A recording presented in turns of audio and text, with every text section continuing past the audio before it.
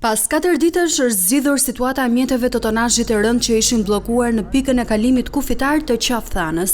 Burime zyrtare pranë kësaj dogane bëjnë me dije se ka nisur lëvizja e tyre drejt Maqedonisë së Veriut dhe më pas drejt pikës së kalimit kufitar të Bllatës, pasi të gjitha mjetet që ndodheshin në këtë dogan kishin si destinacion Tiranën.